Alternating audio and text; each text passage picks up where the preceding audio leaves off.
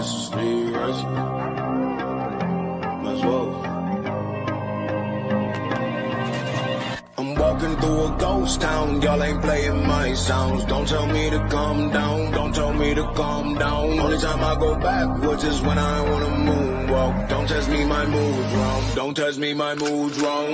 We are who we say that we are. You were lost in the stars, and it's all from the start. Never running no pace, never on the right page. But we still read that book, and we still run that race. Ay, Mississippi Racer riding out, no shortcuts, no time for that. Mississippi Racer riding out till the wheels fall off, I'm driving that. Mississippi Racer riding out, we'll stop burning, strike the match. Mississippi Racer riding out, red light, green light, red light, good night.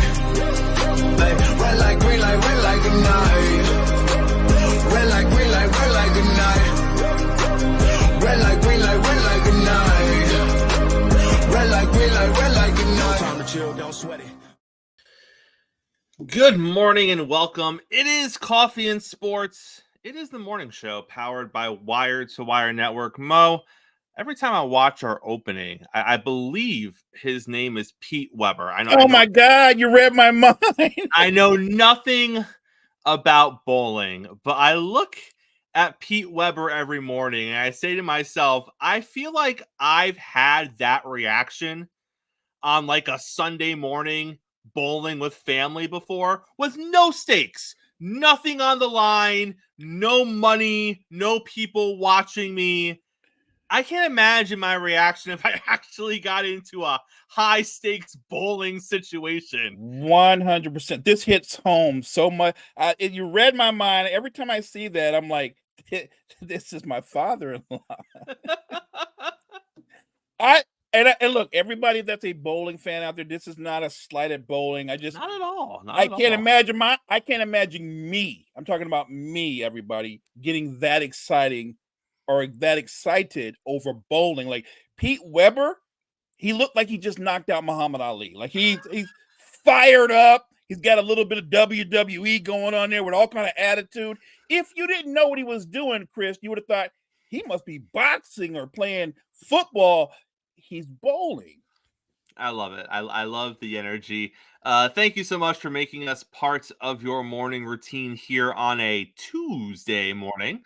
We are live right now on Facebook and YouTube and over on Roku TV. Thanks to the wonderful, fine folks at Northeast Sports Productions. We got JG coming on the show in a little bit to talk Major League Baseball. Mo, I'm still not in a good place as a Yankee fan, but I'm not nearly as depressed as I was yesterday. That's good. So that's looking up, right?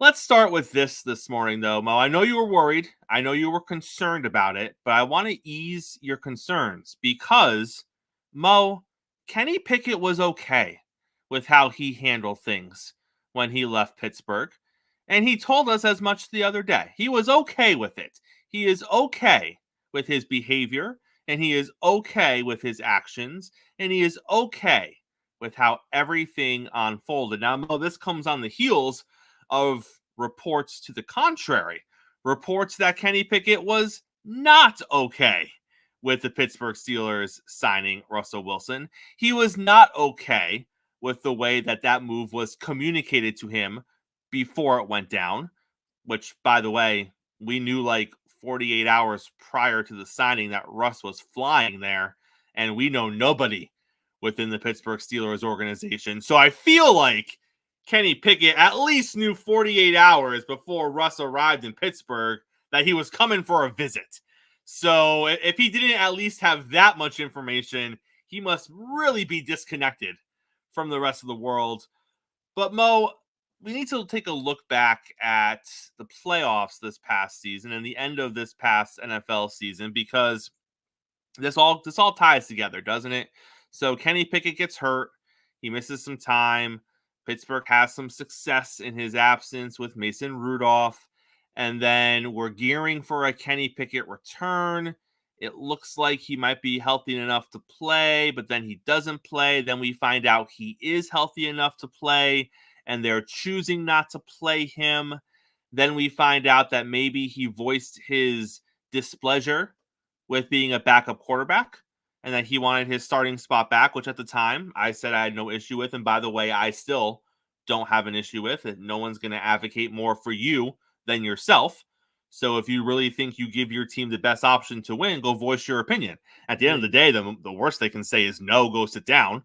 So it is what it is. But the same guy who allegedly is going to refuse to back up the third string quarterback, who also has reports out there that he didn't like the fact about how he was communicated with Russell Wilson coming into the building for a visit and then the Russell Wilson signing. The same quarterback that apparently was not happy that Russell Wilson was signed in general, and his demeanor and attitude back around the building and around the team sucked after Russell Wilson was signed. Mo, I'm glad that he's okay with how he left the team, because I don't feel like the rest of the guys, the decision makers in Pittsburgh, were probably okay with it. And I'm not saying they would have kept him if his attitude was better. I think the master plan all along was what they pulled off, and I love the move, and I'm glad that we called it before it happened. But I'm glad he's okay with it, because I feel like he's probably the only one that is okay with how it all went down. And I understand his frustration, right? You're an athlete, you play quarterback. All athletes are competitive. So I respect the fact that you feel like you're the best option, whether the powers that be agree with you or not. Like you said, you're your own strongest advocate. Also, your play is your strongest advocate. There's a reason why Pittsburgh brought Russell Wilson in. And I think it's a combination of things. One, they thought he was an upgrade. At whatever stage Russ is in his career, Chris, the Steelers, and I agree with them, Russell Wilson is an upgrade from them. The fact that they were able to bring in Russell Wilson along with Justin Fields, it's an upgrade times 10. I just thought that, to me, especially in the playoffs, I thought Pickett he didn't handle it well. You don't have to like being demoted, and you can be frustrated. That's what an athlete should be. You should be frustrated. Like, I want to be out there. But if you're not out there, if the coach says, no, we're going to do this, this is what's working for us, then just be professional. Don't say you like it, but you understand. You accept it. Look, everybody at some point in sports has to eat humble pie. We're talking about the guy that just replaced Pickett in Russell Wilson. Do you think he enjoyed his last few weeks in Denver? What happened to him? Like, can it get any worse than what happened to Russell Wilson? I don't think Mike Tomlin berated Kenny Pickett on the sideline during a game. I don't think that happened to him. I don't think you were openly demoted in public because you wouldn't correct your insurance clause. It was about money, right? And they were like, Russ, you can play, but we don't want to pay this in case you get hurt. And Russ like, no, I'm not doing that. And they're like, okay, benched. But that happened to him. I just think that, to me, the way Kenny Pickett left, he better come to the Eagles with the right mindset, because if he comes in there with the same mindset that he left the Steelers with, this might be his last place in the NFL. Like, you're going to have to earn your way in the league. The NFL doesn't do the remember what you used to do. It's all about what you can do for me right now. And Mo, I see people coming after me, but Chris, you defended him when he stood up for himself when he was being benched for the third string quarterback. This is the same situation. No, it's not. You get one. You get one. You get one opportunity when you initially lose your job and you think it's unfair and you want to fight for yourself. That's your one. If you get demoted every time the team brings in someone new at your position, you can't, well, what about me? Well, you were already demoted. You already lost your job to Mason Rudolph in the most critical of situations. Fight for your job. I understand that. But what did you think was going to happen moving forward? Once they say, we're going with Mason over you, and you fight for yourself, and they still say, yeah, we're going with Mason over you, I agree, you should have fought for yourself. But once that happens and it's over with, now moving forward, what have they done to tell you that you're the guy? Nothing. So when they bring in another guy, who, by the way, and I'll go with I'll roll with Kenny Pickett here. You might be more talented than Mason Rudolph. Okay, that's fine. I have no issue with that. I think you're probably a better quarterback in the long term than Mason Rudolph is. But they bring in Russell Wilson, Super Bowl quarterback. I know Russ is on the backside of his career, but you're not better than Russell Wilson. And if they're bringing in Russell Wilson, they're bringing in him for a reason. It's not to back up Kenny Pickett. So you can still be unhappy with it. But at this point, you can't really complain anymore, in my opinion, Mo, because you already did the complaining. It didn't go your way. You then can't complain every time because they already heard you and said, we don't care. So at that point, you adjust to what it is. You can ask for a trade. You can ask to leave. That can be your new thing.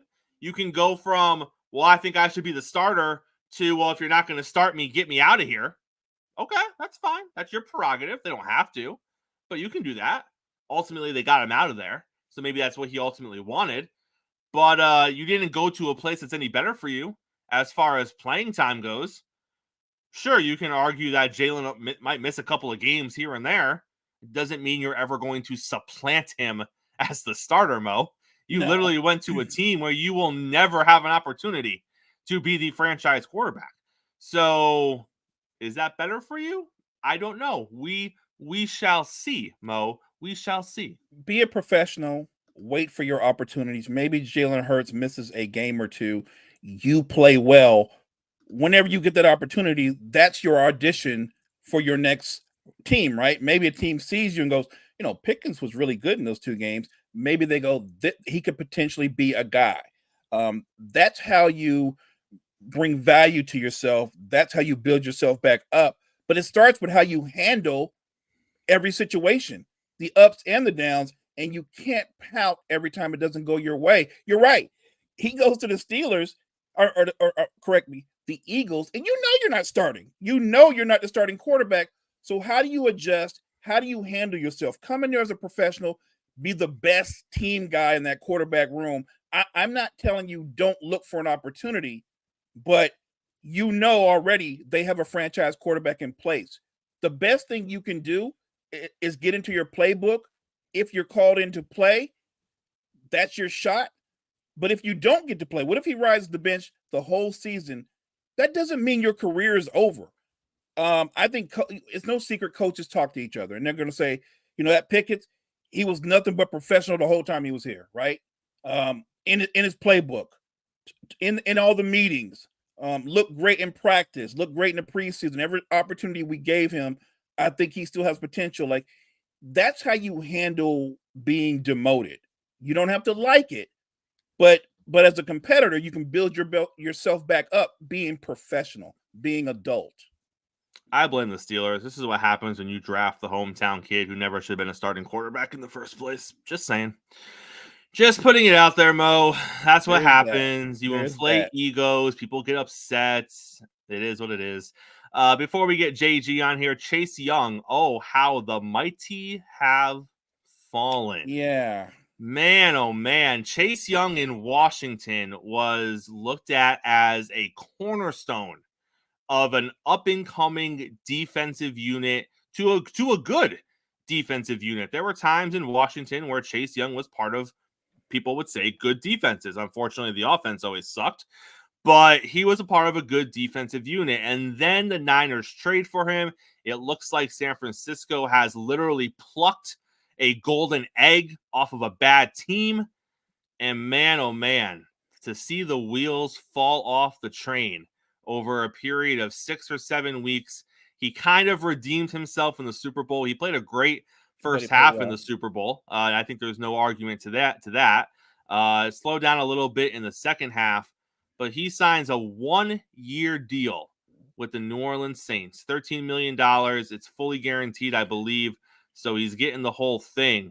But 1 year on the open market is all he could fetch after being the cornerstone in Washington, the move that was going to put the Niners over the top and win a Super Bowl in San Francisco, to only a few months later, 1 year, $13 million. And with that, we are going to bring JG onto the show, because if anyone's going to have an opinion about what the New Orleans Saints are doing, with their money and who they're bringing into their team, it's going to be JG. So JG joining us on a Tuesday morning. JG, how are you, sir? Doing good. How are you guys doing? Hey, morning, JG. JG, 1 year, $13 million. You know, if you're a Saints fan, it's not terrible. I mean, hopefully he's great and you can lock him down for a longer deal. If he sucks, it's just 1 year. But man, if you were to talk about Chase Young 7 months ago, this is not what his future looked like, was it? I mean, in a way it was, though, because as you said, there has been effort issues in Chase Young over his career so far in the NFL. Something that it's very odd to me because we hear this quite a bit with particularly with NFL guys, where we don't hear this side of them in college, and they just mask it because they're just so much better than everybody else. But and again, get away with it at times. But when they get the NFL, I guess the money makes it a little bit easier for them to. I'm going to take a playoff or two here, and that's been Chase Young. Chase Young has been known to take plays off. He doesn't give the best effort. We've seen it. They highlighted it on ESPN. They've highlighted on Fox on Sundays, and so that does take a factor in how you are evaluated and how your value is when it's time for you to get paid. They were hoping a trade to San Francisco where you can get one-on-one, opportunities against the tackles because they can't double team you because they have Nick Bosa, they have Javon Hargrave, they have Eric Armstead. You should be able to dominate right now. And in times he did not dominate. And that's a X against him when you have that great of a defensive line and you're on one-on-one matchups. The question is why didn't you dominate? What was going on with you to not take that opportunity and absolutely run with it? So that's where a lot of these teams looked at it and say, "Hey, we're not going to give you a long-term contract because you didn't deserve it yet. You haven't shown to give to give the effort that is that is up there with Joey Bosa or Nick Bosa. It's not up there with Calais Campbell. It's not up there with some of the best pass rushers in the game because your effort from the first snap to the last whistle isn't always there." So a 1-year deal, fully guaranteed, which the Saints had to do. They had to be able to give a fully guaranteed deal around $13 million because if not, he was going somewhere else. Carolina interested, and we don't know if Carolina was something that he was really interested in going, but they were interested in him, that they could have offered him something a little bit closer to what he was wanting. So the Saints had to do a little bit more to try to bring him in and put him on a defensive line that absolutely underperformed in 2023. They were 28th in sacks in the NFL, something that if your head coach is a defensive-minded coach, that is unacceptable. And y'all have heard me before. I'm the biggest critic of Dennis Allen, and there is. That's something that you cannot have. So getting Chase Young and taking a flyer and a gamble on Chase Young. And honestly, at this point, this is Chase Young coming to the Saints. That is, the last straw for Dennis Allen, I think, in essence, is you're bringing in a guy who was the number 1 pick in the draft. He needs to be able to perform for you. Otherwise, your job is not safe and you won't be here much longer. The defense has to play better. And if it doesn't, guess what? We're looking for a new head coach in New Orleans. So, JG, Blake Snell finally signed. It's interesting because Houston makes him an offer. 2 years, $60 million. Reportedly, he balked at that offer. And you look at that report and you're like, okay, he wants a longer deal, so it makes sense. Then he signs 2 years, $62 million with the Giants. And you look at that and you go, okay, well, either the reporters who are reporting just were wrong flat out, or he just didn't want to be on the East Coast. He didn't want to be in the middle of the country. He wanted to be on the West Coast, which is where he ends up with the Giants. Because, JG, I don't think the $2 million was the straw that broke the camel's back in this Blake Snell deal. He has an opt-out option after 1 year. Is this the best deal he was going to get given the situation and where we are with, opening day 9 days away right now? I mean, if you think about it, too, at this instance, and this is something that's probably not being talked about, but if you throw in the state taxes of California, it's a lot less than what he's making that he would have made in Texas. So, I mean, I know California was where he wanted to be. He wanted to stay in the West Coast. I'm puzzled. You have a chance if you go to Houston, you're on a World Series contender. You go to San Francisco, and you're elevating to be a wild card team now. But that's not even a guarantee still, because top to bottom, the Giants are still not better than the Phillies. The Giants are not better than the Braves. The Giants, I don't think they're better than the Marlins right now. That's just the NL East. You can throw in the Reds and Cubs, and they might be better than the Diamondbacks. No, they're not better than the Diamondbacks. So, it's not a guarantee that this team is going to be a postseason team. Whereas if you would have gone to Houston, and as I said, tax-wise, you probably make more money in Houston than what you're going to make in California with the Giants, despite the $2 million more. I think maybe it was the one. Again, I don't know the full details of the Houston deal, but maybe it was just the fact that it was a 1-year opt-out, and that's probably what it's going to end up being. It's going to be a 1-year deal. He'll opt out. And we're going to do this all over again next year. And maybe he's hoping that, hey, if I win another Cy Young, let's just put it this way: if I win another Cy Young, and I'm a 3-time Cy Young winner, maybe I get my contract that I want. And that's probably his thought process. But the issue we're seeing right now is if you're older, in your 30s. You're not getting a lot of in your deal, especially as a pitcher right now, which is a little bit which again, it's surprising because you used to see 30, 31, 32-year-old pitchers do get their deals. And I think we're starting to head in that direction where we're not seeing that anymore.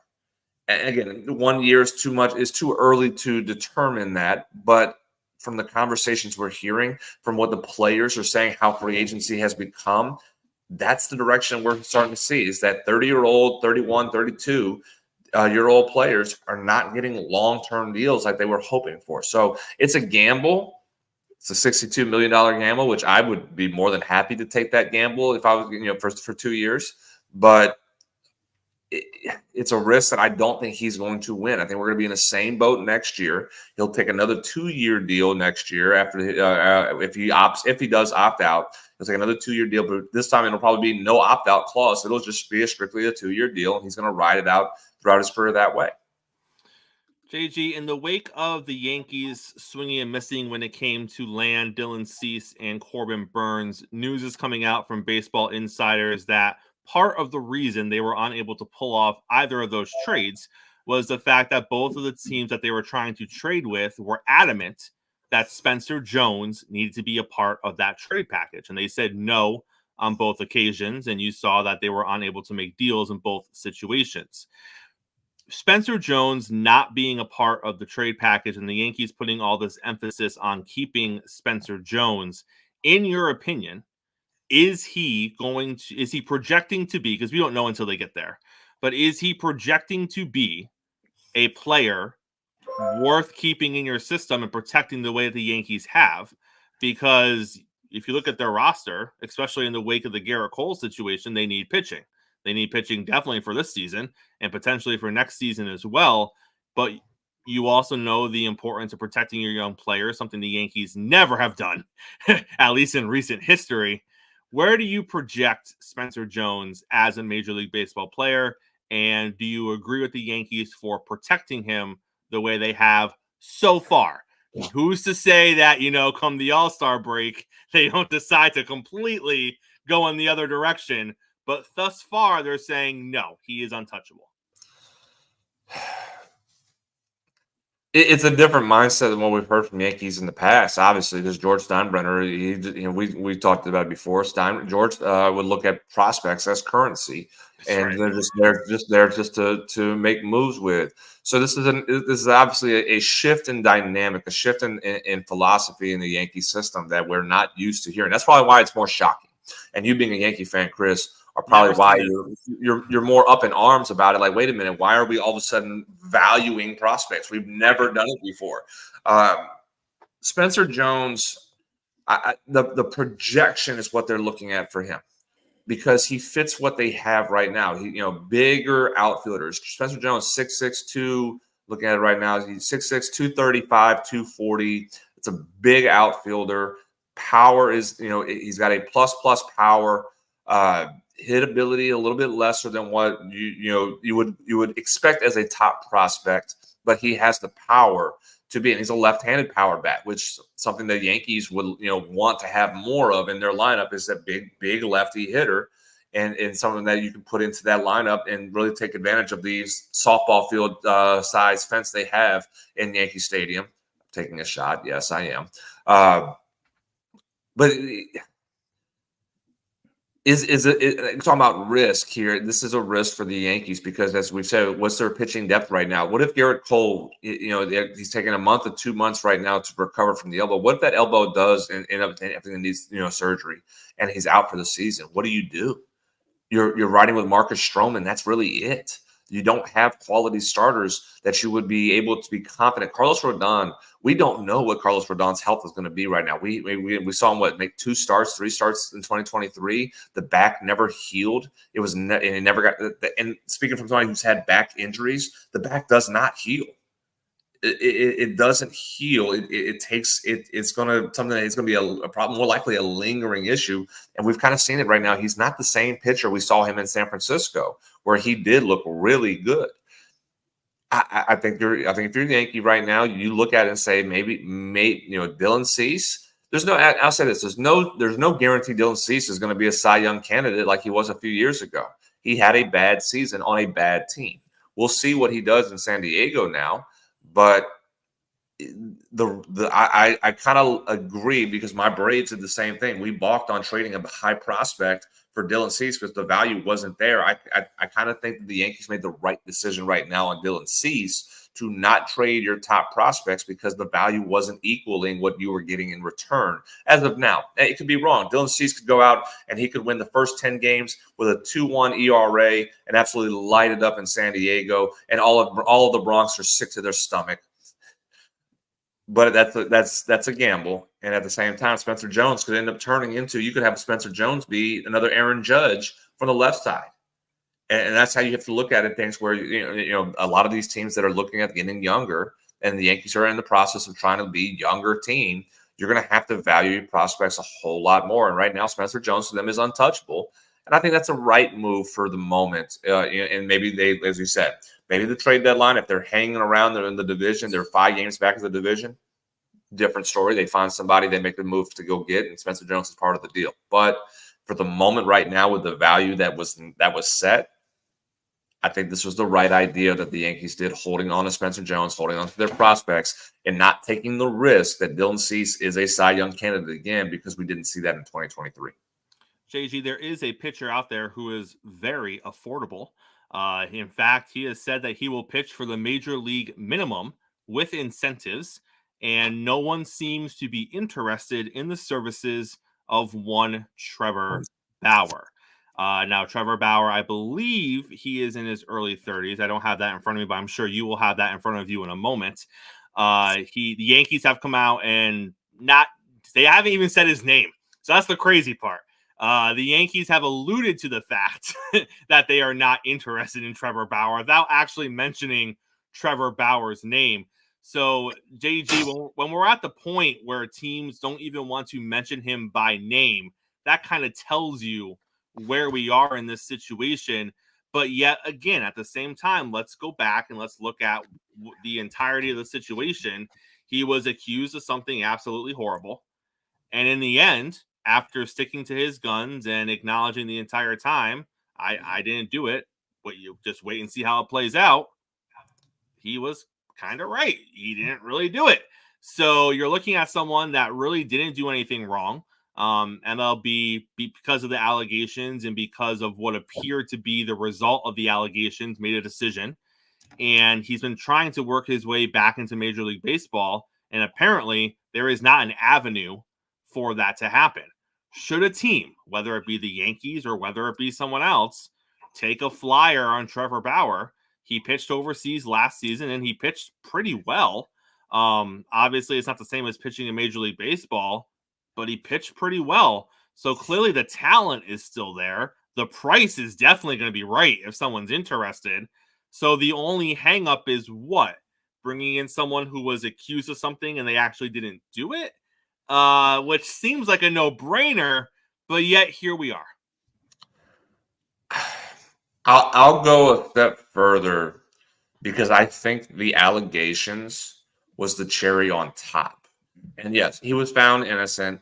There was no charge. And I won't say he was found innocent. The charges were ended up dropping against him. So there was never really a court. There was never, there was never a process of going through court, and the charges ended up being dropped, and he settled in civil court for the situation that was taking place. So I won't necessarily bring up the allegations, because we've talked about that.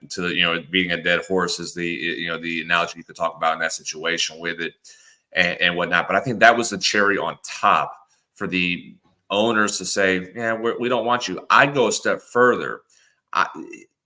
It's not a secret. Trevor Bauer is very vocal in who he is, and very vocal in his beliefs, and very vocal. Again, almost, I won't go to the level of Aaron Rodgers of the NFL, but during COVID, he was speaking out, and during the whole shutdown, he was making comments. The whole hey, we're going to schedule a wiffle ball game thing, which I absolutely loved it. I watched it that happen. He had some of the MLB guys, minor league guys, go play a wiffle ball game against each other during the shutdown. It was great. It was fun. Comments were being made, things were being said against the owners, things were being said about the government, things were said about what, like I said, not to the Aaron Rodgers level, but as far as what it is, it was a bad look for Trevor to make those comments, make those statements, especially in his role of who he is. He was, at the time, was a top pitcher in baseball. You're talking about a Cy Young winner, and being as vocal as he was, I think that rubbed a lot of the owners the wrong way. They were looking as far as finding something that could be used against them. They didn't have anything until the allegations came out, and they're like, "Ha ha, we got him! Now we're going to come and make sure that Trevor does. We shut him out. And I think that was the case. The allegations itself was the cherry on top to get Trevor out of baseball, because he was becoming a headache to the owners more than his talent was good enough to keep him there. If you keep his mouth shut, we don't have a problem right now. Because, again, if you're innocent, which he was found, it essentially was innocent because the charges were dropped, you should be back in the league. But why are you not back in the league? Because you pissed people off that write checks to you. Is it fair? No. Is it right? No. But is that what they're doing? Allegedly, yes. And they have the power to do it. And right now, even the union is not even helping Trevor Bauer right now. That's the issue, too. If we're talking about the owners going after him and keeping blackballing him, why is the union not helping Trevor try to do something, at least to get to the owners and say, this is what you're doing is wrong? He was found innocent as far as with the charges not continuing. Why are we not talking about Trevor Bauer, who's a great pitcher, being in the league right now? Why is that question not being asked by the union? If the union's not helping you, there's something. Then they have something that says, "Hey, yeah, we can't do anything for you." So that should be the question, more than why is Major League Baseball blackballing Trevor Bauer out of the league? Is it happening? Yeah, it is. It's very clear as day that he's being blackballed by out of the league. But why is the union not helping? One of the strongest sports unions in the world. Why are they not getting themselves involved in this situation to try to get Trevor back in baseball? I think that has to be a question asked more than anything else. JG, before you get out of here, last topic, Shohei Ohtani. He could play a little bit of outfield. The Dodgers were asked about the prospect of Shohei playing defense this season, and they said, hey, if he's healthy enough, we want to see him in the outfield. We'll throw him out there. Okay, JG. We've been super impressed with Shohei's recovery thus far. We were talking only months ago about Shohei missing, the first quarter of the season or so. Then he's kind of start to come back. Well, he's not going to miss any time this season. He's already hitting home runs in spring training. And as we gear up for opening day, we're already talking about Shohei playing defense this season. JG, do you have any issue with the way the Dodgers are handling Shohei Ohtani? Shohei can play outfield, and if I grow wings, then I can fly around, and I won't need to do anything else out of that. I mean, Shohei's not playing outfield. You're not going to risk the arm that you are investing $700 million in. And again, I know it's $70 million really, but $700 million to be a two-way pitcher hitter. That's his job, is a pitcher hitter. He's not playing outfield. Now, I could see them trying it just because their outfield is absolutely atrocious. Jason Hayward in right field right now, in which we don't. I mean, again, is he going to be a decent outfielder? Yeah, Jason Hayward's still a decent outfielder. He's not going to hit his weight, but he's a decent outfielder. You have Teoscar Hernandez, Enrique.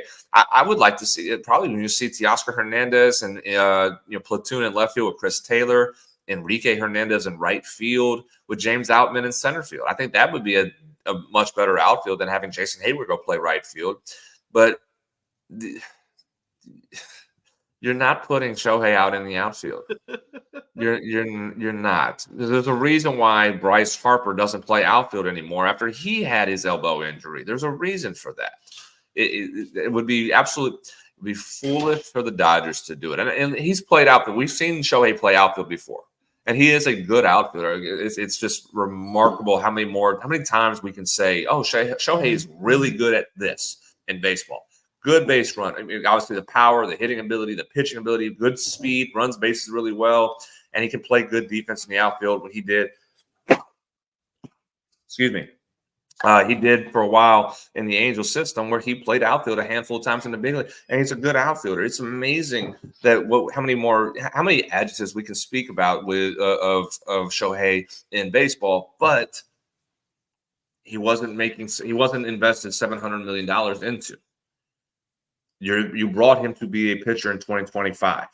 That's the goal, not to be an outfielder and just to prove that, not to just be able to prove that he is the best player in the world. We know he is. We know how great Shohei Ohtani is. He's a DH in 20. He should be a DH only in 2024, and he's ready to pitch in 2025. If they put him out in the outfield, it's because they are desperate. Because Jason Hayward, Kiki Hernandez, Teoscar Hernandez, and Chris Taylor and James Outman all are struggling. All five of them are struggling at some point in the outfield, and they have no choice but to put Shohei out there and man that right field. JG Cottrell asked you in the comments, who should be in the 2 spot, Freddie or Shohei? Shohei. I think that would be the better option because you have a little bit more speed in front of Freddie Freeman. So you have Mookie speed-wise. Shohei, who runs, like I said, as big as he is, he runs the bases very well. And you allow Freddie Freeman to be your 3-hole hitter and be able to drive both of them in if that's the case. So, again, it's you have a little bit more speed. In front of Freddie that utilizes the gaps really well, puts the ball out there very well. So I think that'd be the better the top lineup, especially 1 through 5 in my book, would be Mookie leadoff, Shohei batting 2, Freddie batting 3, Max Muncy batting 4, and then Will Smith batting 5. I think that's your better top half in the order for the LA Dodgers. That's a nice problem to have if you're a Dodger fan. I digress. JG, it was great seeing you today, sir. Appreciate you, JG. Absolutely, guys. Appreciate it as well. Damn Dodger fans, Mo. Living the baseball life of luxury over there. Spoiled people. Spoiled people. Mo, I don't know if you know this or not, but there was a murder in the NBA last night. Oh. And the person who committed that murder was Anthony Edwards. I witnessed it. Wow. Oh my God, Mo. And the thing is, as the play is unfolding, you don't know it's about to happen the way it's about to happen. No, because he's not even moving at full speed. Yeah, it was a slow setup. And then just out of nowhere, the murder took place. Woo! It is one of it might be the nastiest game dunk I've ever seen. There's just the elevation and the extension and him just going through Collins' body the way he did. Like, it's one of those dunks that both of them are famous for now. Like John Collins, whatever goes on in his career, one day his kids are going to be like, oh, your dad is that guy that got dunked on. We see him all the time in the highlights. Like, yeah, that's my dad. Yeah, that's my dad. And I felt so bad because obviously, both players were a little shaken up. Collins was sitting on the court afterwards, but I'm just thinking, man, get up.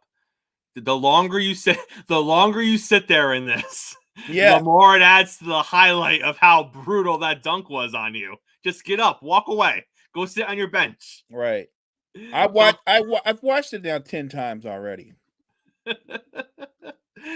Oh my gosh. Also, and this I don't know how I feel about this, Mo. We'll get your opinion on it. So Anthony Black and Grady Dick are making waves in the NBA because after their game against each other, they did a jersey swap. And yes, Anthony Black and Grady Dick. So you know what order the jerseys were in when the photo was taken after the jersey swap. If you go and watch the video, they're smirking and giggling the entire time. They know what they're doing. The morning after the photograph was posted on the Orlando Magic social media page, 2 Orlando Magic social media staff were fired as a result of it. Now, I'm not going to sit here and say that it's the NBA players' fault that happened. But I'm just not a fan of the situation.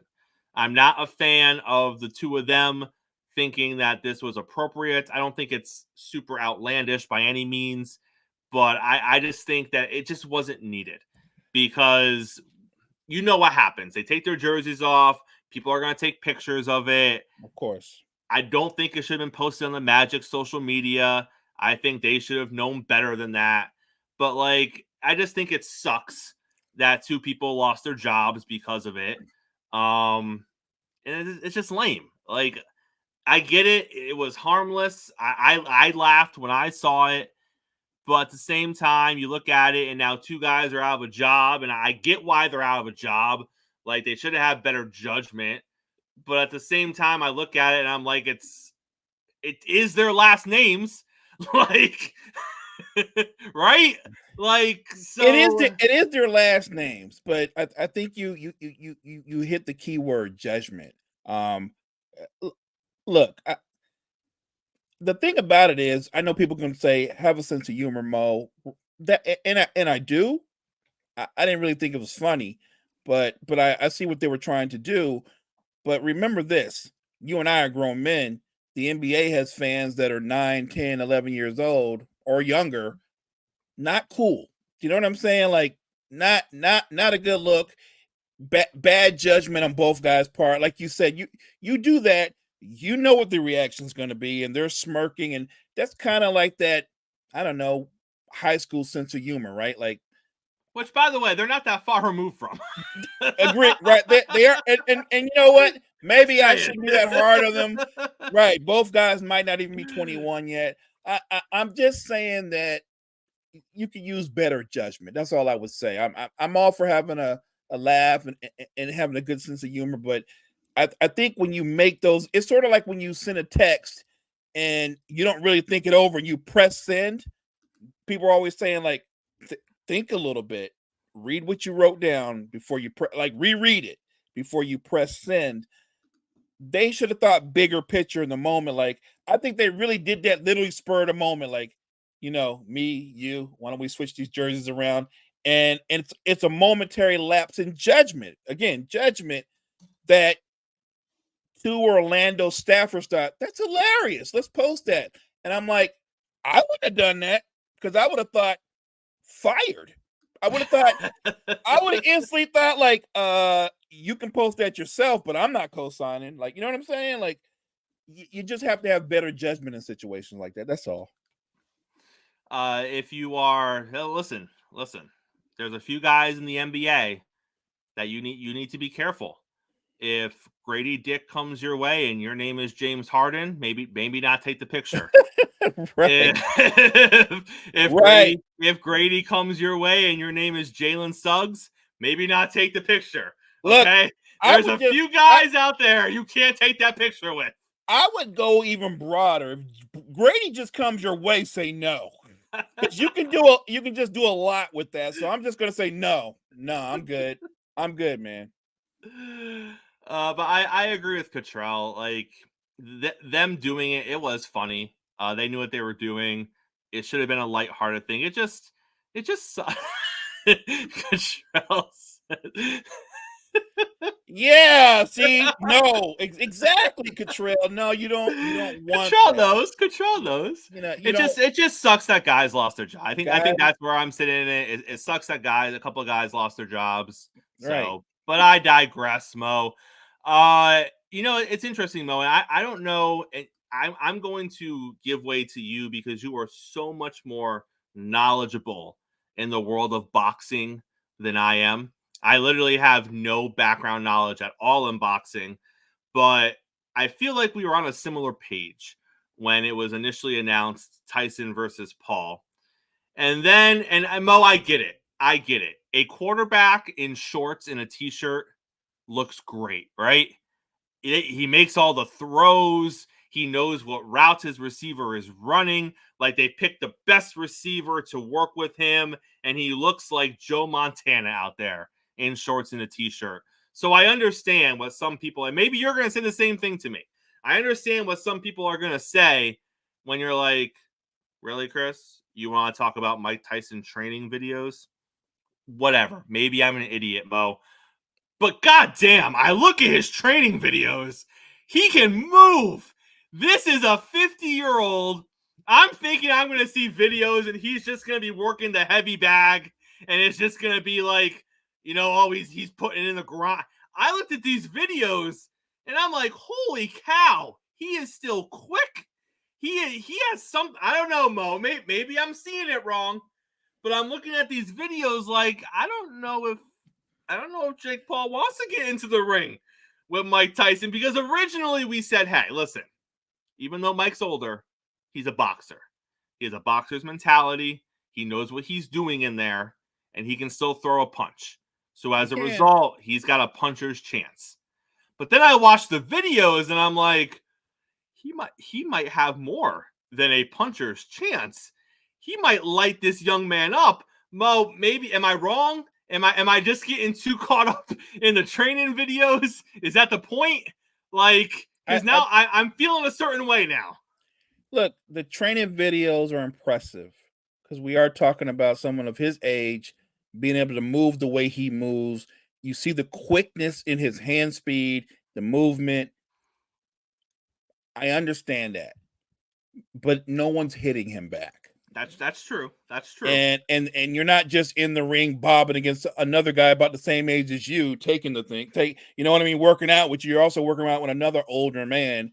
Look, I want to remind people when Mike Tyson was in his mid-30s, near the end of his careers, he was getting knocked out by bartenders. All right, I just for clarification. So while you're getting really pumped up and it looks good, and don't get me wrong, I do think his training videos will increase sales for the fight, and more people are gonna go, you know what? Mike's gonna hurt that boy. He's gonna, if Mike and anybody that makes this statement, if Mike catches him, it's over. That's a fair statement.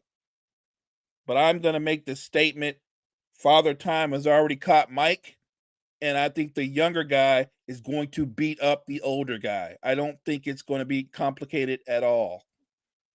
In all fairness, Paul's videos look great too. We've seen some of Paul's workout videos as he preps for the fight, and his also look impressive. He looks great, and he's a full 30 years younger. I'm sorry, like I said. I remember when Mike Tyson was talking about when he was leading up to the fight against who was it at the time, the heavyweight champion of the world, man.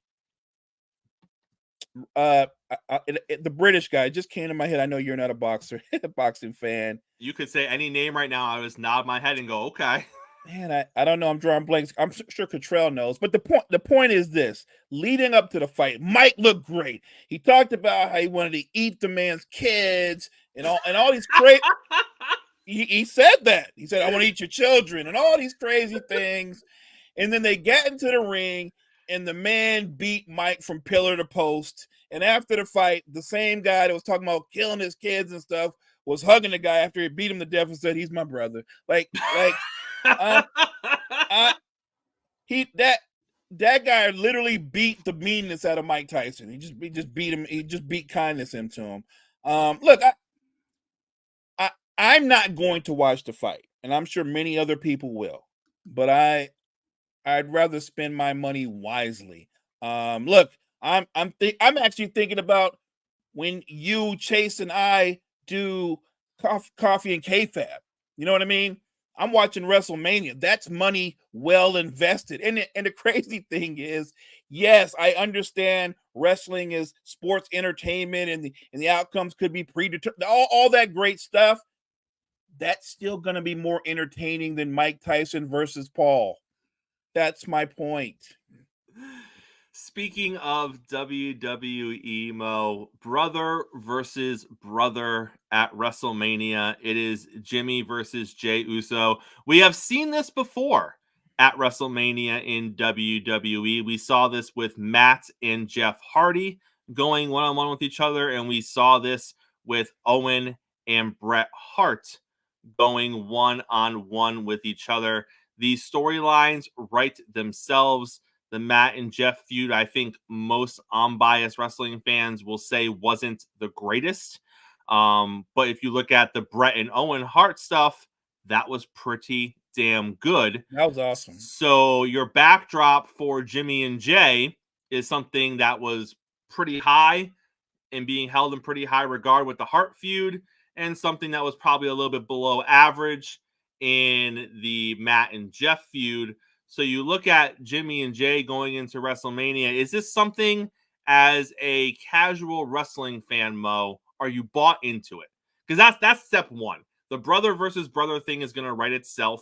The storyline and the storytelling is usually going to be quality because there's so much there to naturally pull from. But let's start with just the actual draw, because let's not forget, before the whole bloodline situation, Jimmy and Jay were not main event players. They were just a quality tag team, and the bloodline storyline has allowed a platform, especially for main event Jey Uso, to stretch his independent solo wrestling wings and kind of reach a new level.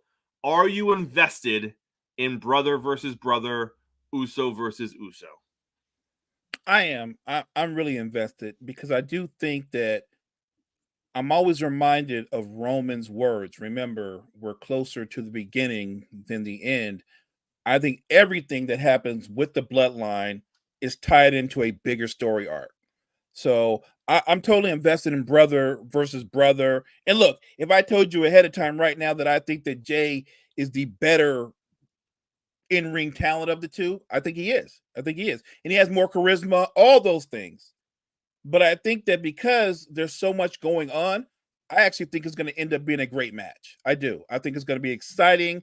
There's going to be a lot of false finishes. I honestly don't know who's going to win. Because you could say, well, it's set up for Jay to win, but I don't think so. I don't think that's a lock at all because of all the things that are going on within the bloodline. So I'm totally bought in as a fan for this match. Before we get out of here this morning, Mo, we got the morning show mailbag. We got an actual morning show mailbag, and then we have one that I plucked that was not sent to us, but I still want to talk about it. So let's start with the one that I plucked. And the one that I plucked is from former NFL wide receiver Roddy White. He went into his pocket, and he came out choosing hate when it came to Sean Payton. He said that Sean Payton, time has passed him by. Don't matter who he gets in the draft. Drew carried that man, and he ain't done nothing since. Wow.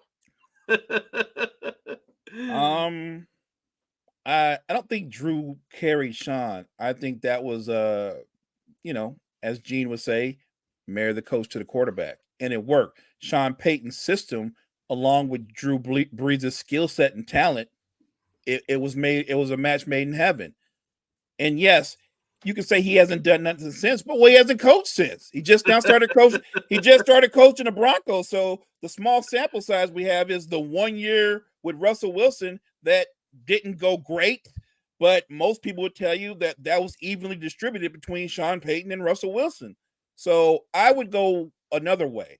Let's see what Sean Payton can do when he drafts a quarterback, coach him up and groom him and develop him before you lay the Drew Brees carried him, because I don't agree with that. This one comes in from Richard Branch. Richard Branch says the problem is with Team USA. There ain't no way these young American players should allow Curry, LeBron and KD to be on the team. These 24 to 29-year-old American basketball players should be demanding to take the throne away from these guys. 2024 could really be the last dance for Team USA in the Olympics if these young guys don't finally step up. We won't be seeing gold for a while after 2024.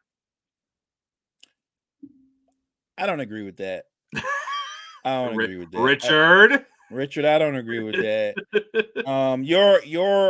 The way I see it is when the gold is on the line and you're representing our country, you're seeing your very best. There are some young players that will be on Team USA, but the very best players in basketball, they're probably all around 30 or over. That's just a fact. Well, Mo, who's the best center in the league right now? It's Joker. What is he, 28? Well, 27, 28? Best American center. The best American center? Yeah. Bam Adebayo? Well, yeah. I would go with Bam, I think. And he's a good player. He's a very good player. You throw AD in that conversation? I would because AD's been more of a power forward. But yes, I would say that AD's better than Bam. So I would say AD's the best American center. Okay. How about the best American point guard? The best American point guard? Steph? Okay. How about the best American wings? Well, you've got Tatum, Anthony Edwards. I can stop there, and then the two guard. Well, I think Shai Gilgeous is from Canada. Yeah, he is. He's from Canada. But you've got Jaylen Brown, Anthony Edwards, Jason Tatum. I don't think there's shortage of talent on the wings either. I mean, let's just say the Foreigners have a very formidable team. No argument. But the point here, Mo, is you go through and as you're naming these players, you're naming people like Tatum. You're naming people like Curry. You're naming AD. You're naming KD. You're naming LeBron. You're naming Ant. Right. These are all people who we know are going to be on the team. Right. But the point is they're on the team because they're the best at their positions. That's all I was saying. Like, I get you want the youth, but you can't just be bringing in the young guys just because you want to bring in the young guys to say we have 24 and 25-year-olds on the squad. You need to win. So I would rather win with the best that we have because, they are the best that we have, even if they are aging, and say, hopefully, when the 24 and 25-year-olds are 26 and 27 or 27 and 28, they better win too. Right? Their time will come. Because isn't Luka 24, 25? Shai Gilgeous like 24, 25. So they are young, but they're not our guys. They're going to represent their countries, right? So it'll be interesting. No, Kyrie is special. I wouldn't pick Kyrie over Steph. I think Kyrie's always been one of the three most talented players in all the NBA. If you go on skill and talent, Kyrie Irving's top three. I think Steph's a better basketball player. Cottrell wants Kyrie on the team. You putting Kyrie on the team? Maybe. Oh, maybe. Well, I mean, look, when you're putting together a team, you don't just do it on talent. You also do it on chemistry and all the nine. Like Kyrie's a beast. Nobody would argue he's a beast, but he's kind of a weirdo too. So he's kind of a weirdo. We don't want any international incidents. Well, you know what? If anybody was gonna do it or say something off the cuff, it would be him. He's a little bit of a weirdo. On that note, Mo, you can close us out, sir. Hey, appreciate everybody for checking us out. Thank you for all support. Check out all the content that we have for you at the Wire to Wire Network. Check out everything we have to offer to you. Hey, you've already listened to Chris and I. Give us a like, a sub, a follow. Any kind of support is much appreciated. Wire to Wire Network. Hey, make sure you're back with us tomorrow morning. The NFL genius himself, Gene, is going to be here to talk NFL. Will is going to be in the house to talk a little NBA. All of that and more. Coffee and sports. It's the morning show powered by Wire to Wire.